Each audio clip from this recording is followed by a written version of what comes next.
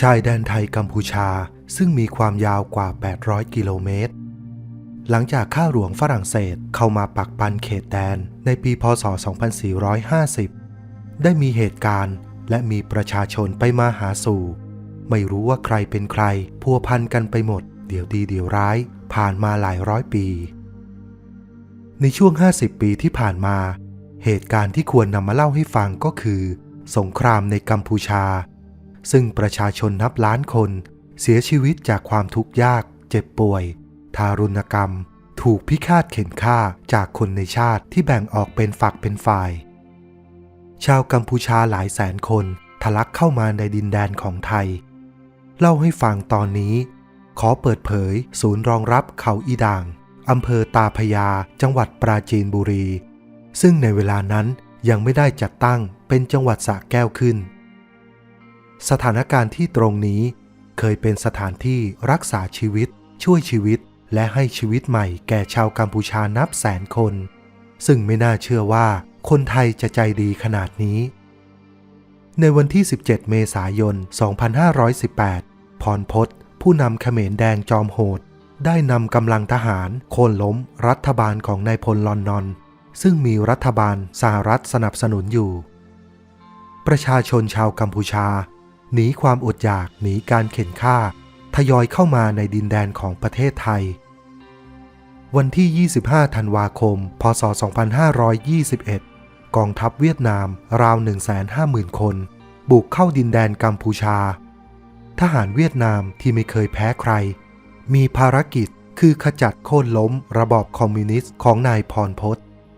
วันที่8มกราคมพ.ศ. 2522เพียง2 สัปดาห์เท่านั้นรถถังเวียดนามบุกตะลุยทะลุทะลวงเข้าบดขยี้เขมรแดงเข้ามาปักธงแห่งชัยชนะในกรุงพนมเปญชาวเขมรนับล้านคนที่ตกทุกข์ได้ยากจากจอมโหดพรพตได้โดนกองกำลังเวียดนามเข้ามากระหน่ำซ้ำอีก1 ดอกเคราะห์กรรมระทมแสนสาหัสของพี่น้องชาวเขมรมีทางเลือกเดียวคือต้องเดินป่าเพื่อหลบหนีการจับกุมของทุกฝ่ายมุ่งหน้ามาทางตะวันตกเพื่อต้องเข้ามาในไทยให้ได้ตลอดแนวชายแดนไทยกัมพูชาเริ่มมีพื้นที่รองรับดูแลชาวเขมรที่อพยพหนีร้อนมาพึ่งเย็นแล้ววันที่19ตุลาคมพ.ศ. 2522นายกรัฐมนตรีของไทยพลเอกเกรียงศักดิ์ ชมนันท์ได้ออกนโยบายเปิดประตูแสดงออกถึงมนุษยธรรมอนุญาตให้ผู้ลี้ภัยชาวกัมพูชาข้ามพรมแดนได้อย่างปลอดภัยและอาศัยอยู่ในสถานที่เฉพาะที่จัดเตรียมไว้ให้การเลือกพื้นที่รองรับผู้หนีภัยสงครามนั้นต้องถอยห่างออกจากพื้นที่ทางการรบแต่ต้องไม่ลึกเข้ามาในดินแดนไทยมากจนเกินไปนักพื้นที่แห่งหนึ่งที่ถูกเลือกอย่างเร่งด่วนนั่นก็คือบริเวณตีนเขาอีด่างอำเภอตาพระยาครอบคลุมพื้นที่ 2.3 ตารางกิโลเมตรพื้นที่มีความลาดเอียงมีการระบายน้ำที่ดีเมื่อฝนตกสามารถรองรับคนได้เป็นแสนด้านหน้านั้นจะเป็นถนนด้านหลังจะเป็นเขาสูงถือว่าเป็นรั้วก็พออนุโลมเป็นที่ตั้งค่ายได้เป็นอย่างดีสถานการณ์เวลานั้นพี่น้องชาวเขมรทั้งชายหญิงและเด็กผู้น่าสงสารทะลักเข้ามาในดินแดนของไทยตั้งแต่ชายแดนด้านอีสานเรื่อยลงไปจนถึงตราดสหประชาชาติหรือ UN และองค์กรระหว่างประเทศทั้งขอร้องเร่งรัดให้ไทยให้เปิดพื้นที่รองรับอย่างเป็นทางการเพื่อช่วยชีวิตชาวกัมพูชารัฐบาลอนุมัติจัดตั้งพื้นที่เขาอีด่างเปิดเมื่อวันที่21พฤศจิกายนพ.ศ. 2522เท่าที่มีข้อมูลก็คือสหประชาชาติและองค์กรระหว่างประเทศได้ให้เงินมาก้อนหนึ่งเพื่อช่วยเรื่องอพยพกับไทยด้วยเครื่องจักรเครื่องกลและคนงานทยอยปรับพื้นที่ออกแบบวางผังค่ายอาคารที่เกิดขึ้นก่อนก็คือโรงพยาบาลชาวต่างชาติที่มาจากหลายประเทศทั่วโลกในภารกิจบรรเทาทุกข์ที่เรียกชื่อไม่สะดวกปากนักว่าเขาอีด่างซึ่งชาวต่างชาติจำยากมากออกเสียงก็ยากเช่นกันตัวอักษรภาษาอังกฤษก็คือ KHAOIDANG ฝรั่งเห็นว่าเรียกยากเลยขอเรียกเป็นตัวย่อ KID แทนซึ่งง่ายมากขึ้นเรียกเป็นทางการก็คือ เขาอีด่าง Holding Center KIDHC ถ้าว่ากันตามตัวหนังสือก็บอกง่ายๆว่าเพื่อใช้เป็นศูนย์รองรับชั่วคราวสำหรับผู้ลี้ภัยเพื่อรอส่งตัวกลับประเทศกัมพูชาเมื่อสงครามยุติลงแต่ในความเป็นจริงหาเป็นเช่นนั้นไม่เพราะเรื่องมันยืดยาวและใหญ่กว่านั้นมากเมื่อค่ายแห่งนี้เริ่มก่อสร้างวันแรกผู้หญิงและเด็กเขมรถูกลำเลียงเข้ามาราว 4,800 คนและทยอยเข้ามาอย่างไม่หยุดนอนกลางดินกินกลางทรายแต่ปลอดภัยแน่นอนในดินแดนของไทยเมื่อมีงบประมาณซึ่งเป็นองค์กรระหว่างประเทศมากกว่า30หน่วยผู้ปฏิบัติงานเป็นชาวต่างชาติที่ลงพื้นที่จริงเห็นสภาพความน่าสมเพชจึงมีการติดต่อตรงกับคนไทยจ้างรถบรรทุกยานพาหนะเช่าจากคนไทยการตัดสินใจการสั่งการจึงอยู่ในมือของผู้ปฏิบัติงานจากต่างประเทศในหลายเหตุการณ์เป็นการทำงานแบบไม่รู้ใครสั่งคนกลุ่มนี้เข้ามาในค่ายได้ยังไงแต่ทั้งหมดอยู่บนพื้นฐานของมนุษยธรรมเงินหลายร้อยล้านสะพัดในพื้นที่และจังหวัดที่ใกล้เคียง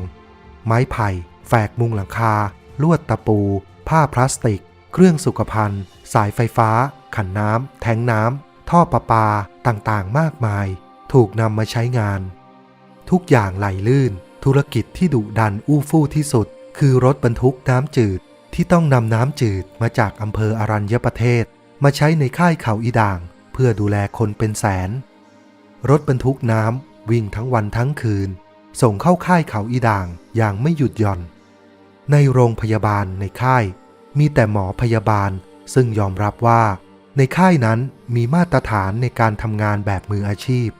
เครื่องมือทางการแพทย์ที่ทันสมัยทำงานได้เทียบเท่ากับโรงพยาบาลขนาดใหญ่ระบบการระบายน้ำสาธารณูปโภคในค่ายเขาอีด่างก็ไม่เลวทีเดียวที่ต้องระลึกถึงก็คือ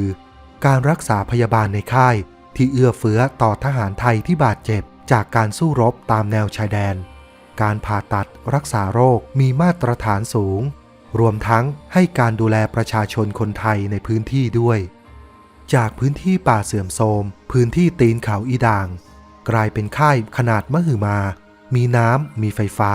กลางคืนมีแสงสว่างมีรั้วรอบขอบชิดแต่ก็มีการลักลอบหนีออกไปข้างนอกค่ายโดยการสนับสนุนของญาติและเพื่อนฝูงชาวกัมพูชาที่เข้ามามีถิ่นฐานในไทยก่อนหน้านี้แล้วบ้างรัฐบาลในเวลานั้นที่ใช้คำว่าพื้นที่รองรับหรือ Holding Center เพื่อมิให้เกิดการขยายเขตอำนาจของหน่วยงานต่างประเทศและตัวบุคคลรัฐบาลไม่ให้สถานะผู้ลี้ภัยหรือเรฟูจีเพื่อป้องกันการเรียกร้องความผูกพันจนกลายเป็นเรื่องทำนองหาเหาใส่หัววันที่31ธันวาคม2522พี่น้องชาวเขมรถูกส่งตัวเข้ามาในค่ายอีก 84,800 คนระหว่างเดือนพฤศจิกายนพศ2522ถึงปลายเดือนมกราคมพศ2523มีผู้ลี้ภัยเข้ามาในค่ายโดยเฉลี่ยวันละ 1,600 คนเดือนมีนาคมพศ2523นำตัวชาวเขมรเข้ามาในค่ายรวมแล้ว 160,000 คนสงครามที่ชาวเขมรด้วยกันไล่ฆ่าฟันกันเองในเขมรยังคงดำเนินต่อไปทหารไทยได้วางกำลังตลอดแนวชายแดนนับหมื่นนายทุกฝ่ายเริ่มเป็นกังวลไม่คิดว่าจะบานปลายขนาดนี้วันที่ 24 มกราคม พศ 2523 มีการประชุมปรับเปลี่ยนนโยบายประกาศปิดรับผู้อพยพแต่ในทางปฏิบัติแล้วก็ยังมีความอ่อนตัวเมตตาสงสารกันอยู่มากชาวเขมรที่รอดตายเข้ามาในค่ายได้แล้วคนส่วนหนึ่งมีญาติพี่น้องอยู่ในยุโรปอเมริกาและประเทศอื่นๆคนพวกนี้โชคดีที่สุดคนกลุ่มนี้ยื่นเรื่องขอเดินทางต่อไปยังประเทศที่3ทุกประเทศอนุญาตให้เดินทางและอำนวยความสะดวกให้ไปอเมริกาฝรั่งเศสเป็นต้นคนสำคัญที่เดินเท้าบุกป่าฝ่าดงรอดตายมาถึงเขาอีด่างก็คือนายแพทย์เฮงงอจากภาพยนตร์เรื่อง The Killing Fields ทำงานในโรงพยาบาล ICRC ขนาด 400 เตียงในค่ายเขาอีด่างในปีพ.ศ. 2522 รอดตายจากเขาอีด่างไปอยู่อเมริกา ภาพยนตร์เรื่อง Killing Fields หรือทุ่งสังหารที่ดังไปทั่วโลกออกฉายในปี 2527 เล่าเรื่องชาวกัมพูชาในยุคเขมรแดงโดยอาศัยเค้าโครงเรื่องจากประสบการณ์จริงของนักข่าว3คนได้แก่ซิดนีย์ซานเบิร์กนักข่าวชาวอเมริกันดิสปรานล่ามและนักข่าวชาวเขมรและจอห์นสเวนนักข่าวชาวอังกฤษภาพยนตร์เรื่องนี้ซึ่งได้รับรางวัลออสการ์ครั้งที่ 57 ด้วยชื่อ KID หรือเขาอีด่างปรากฏในภาพยนตร์ที่วันนี้ก็เรียกดูได้ทางอินเทอร์เน็ตเล่าให้ฟังอยากลองให้เข้าไปดูกันครับมีการลักลอบหนีเข้าออกจากค่ายตลอดเวลาร้านค้าตลาดผู้คนในอำเภอตาพระยาคึกคักเป็นอย่างมากชาวต่างชาติที่เข้ามาปฏิบัติงานทำงานทางการแพทย์ผู้ประสานงานล้วนมาขอเช่าบ้านบ้างก็อยู่โรงแรมกันเป็นปีร้านอาหารบาเบียในถนนอรัญญประเทศที่ห่างออกจากเขาอีด่างราว30 กิโลเมตรเต็มไปด้วยชาวต่างชาติที่นั่งกินนั่งดื่มกันรถขับเคลื่อน4 ล้อเป็นพาหนะของเจ้าหน้าที่บรรเทาทุกข์วิ่งกันขวักไขว่หลายร้อยคันทั้งวันทั้งคืนปะปนไปกับรถทหารมีผู้สื่อข่าวต่างประเทศเข้ามาปักหลักเก็บภาพหฤโหดความตายคนตายถ่ายทำภาพยนตร์ทำข่าวเสนอไปทั่วโลกอาหารกระป๋องที่โดดเด่นที่สุดก็คือทูน่ากระป๋องจากรัฐบาลญี่ปุ่นซึ่งทำนำมาแจกจ่ายผู้อพยพที่หิวโหยรวมทั้งทหารที่ทำงานในสนามรบ KID กลายเป็นแหล่งรวมมนุษย์ขนาด 140,000 คนเศษซึ่งเจ้าภาพหลักในการบริหารจัดการก็คือ UNSCR สำนักงานข้าหลวงใหญ่ผู้ลี้ภัยแห่งสหประชาชาติที่พักชาวกัมพูชาสร้างด้วยไม้ไผ่ขนาดใหญ่นอนรวมกันหลังคามุงจากเป็นแถวยาวสุดลูกหูลูกตาซึ่งทำเอาไม้ไผ่ในจังหวัดที่ใกล้เคียงแฝกจากถูกนำมาเป็นหลังคากลายเป็นของหายากขึ้นในทันทีตัวเลขที่ถูกบันทึกไว้เป็นประวัติศาสตร์ก็คือมีพี่น้องชาวกัมพูชาเข้ามาและหมุนออกไปประมาณ 200,000 คนบางคนก็สมัครใจขอกลับไปที่กัมพูชาเมื่อสงครามยุติลงคนเยอะเป็นแสนการบริหารจัดการอาหารน้ำเป็นเรื่องที่ชุลมุนไม่น้อยเจ้าหน้าที่จะทำทะเบียนครอบครัวนับจำนวนคนแล้วแบ่งอาหารตามจำนวนหัวเรื่องการมั่วการหมกเม็ดโกงยอดคนเกิดขึ้นไม่เว้นแต่ละวันพ.ศ. 2522 เครื่องคอมพิวเตอร์เป็นสิ่งที่ยังมาไม่ถึงมีคนเข้ามาเพิ่มและมีคนออกไปประเทศที่ 3มีเด็กที่เกิดใหม่บนแผ่นดินไทยก็ไม่น้อยเรื่องสัญชาติตามกฎหมายสูติบัตรเป็นเรื่องที่ต้องจัดการกว่าจะได้ข้อยุติลงก็ยืดเยื้อเรื้อรังมานานหลายปีเป็นปัญหาสำหรับการเดินทางไปต่างประเทศ KID เป็นค่ายเดียวที่รองรับชาวเขมรทุกฝ่ายที่สู้รบกันคือค่ายนี้เป็นกลางไม่ว่าทหารเขมรที่สู้รบกันบาดเจ็บขาขาดแขนขาดโดนระเบิดทุกฝ่ายจะมาใช้บริการของโรงพยาบาลเขาอีด่างทั้งสิ้นข้อมูลที่ชาวต่างชาติบันทึกไว้ณเดือนมิถุนายน พ.ศ. 2527 ทีมแพทย์ที่ทำงานในโรงพยาบาลเด็ก ICRC ประกอบไปด้วยศัลยแพทย์ 4 คนวิสัญญีแพทย์ 4 คนและนางพยาบาล 13 คนที่ส่งมาจาก 9 ประเทศโดยสภากาชาดสากลมีประเทศเบลเยียมฟินแลนด์ฝรั่งเศสไอร์แลนด์ญี่ปุ่นนอร์เวย์สวีเดนสวิตเซอร์แลนด์และอังกฤษผู้ประสานงานทางการแพทย์และผู้ดูแลโรงพยาบาลมาจากประเทศนิวซีแลนด์และแคนาดาเจ้าหน้าที่ทางการแพทย์ทั้งไทยและเขมรรวมแล้ว120 คนถูกส่งมาช่วยเหลือการทำงานด้วยเขาอีด่างเป็นค่ายผู้อพยพชาวกัมพูชาที่มั่นคงที่สุดเปิดเมื่อวันที่ 21 พฤศจิกายน 2522 และปิดในปี 2535 ข้อมูลที่ชาวต่างชาติบันทึกไว้แบบนึกไม่ถึงก็คือถึงแม้จะเป็นโรงเรือนที่นอนรวมกันเป็นกลุ่มก้อนก็ตามในเดือนธันวาคม พ.ศ. 2524 ก็ได้มีเด็กที่เกิดใหม่ในค่ายนี้ถึง 2,323 คนเด็กที่เกิดในปีโน้นมาถึงปัจจุบันนั้น พ.ศ. 2566 ก็จะอายุครบ 42 ปีป่านนี้กระจายกันอยู่ทั่วโลก รวมทั้งกลับไปกัมพูชาแล้วก็มีพวกที่มาทางบกคือคนที่ถูกปล้นถูกข่มขืนรอนแรมมาในป่าเดินถนนก็ไม่ได้หลบการจับกุมและการสังหารพี่น้องชาวเขมรที่มาทางบกนี้มีการป่วยไข้มาทั้งสิ้นเช่นมาลาเรียอุจจาระร่วงอย่างรุนแรงขาดอาหารซึ่งทหารไทยที่อยู่ตามแนวชายแดนมีมนุษยธรรมดูแลให้ข้าวให้น้ำและรักษาพยาบาลด้วยกลุ่มที่หนีตายเข้ามาทางจังหวัดปราจีนบุรีจะส่งต่อมายังค่ายเขาอีด่างที่อนาจใจที่สุดที่แพร่ทางโลกอินเทอร์เน็ตก็คือภาพของเด็กทารกที่ผอมโกรกในอ้อมกอดของผู้เป็นแม่ที่หมดสภาพความเป็นมนุษย์มันคือโศกนาฏกรรมของมนุษยชาติที่พี่น้องคนในชาติเดียวกันกระทำต่อกันที่เกิดขึ้นใกล้กับประเทศไทยวันที่ 6 สิงหาคม พ.ศ. 2523 นายเคิร์ต วันไฮเลขาธิการสหประชาชาติเคยไปเยี่ยมโรงพยาบาลเขาอีด่างวันที่ 27 มกราคม พ.ศ. 2528 นายฮาเวียเปเรส เดอเควลยาเลขาธิการสหประชาชาติก็ไปเยี่ยมด้วยวันที่ 6 มิถุนายน พ.ศ. 2528 ประธานาธิบดีจิมมี่คาร์เตอร์และสุภาพสตรีหมายเลขหนึ่งโรซาลินคาร์เตอร์ก็มาเยี่ยมด้วยเช่นกัน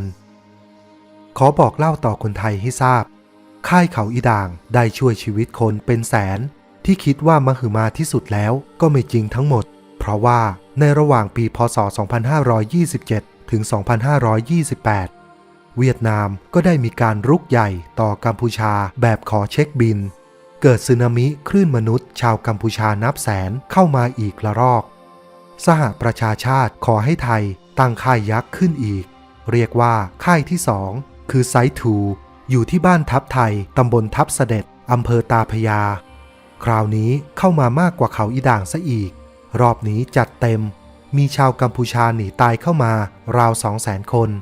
ซึ่งสุภาษิตของไทยได้กล่าวไว้ก็คือเมื่อใครมาถึงเรือนชานก็ต้องต้อนรับค่ายที่2หรือไซต์2ถูกปิดตัวลงในกลางปีพ.ศ. 2536และประชากรส่วนใหญ่เดินทางกลับกัมพูชาโดยสมัครใจ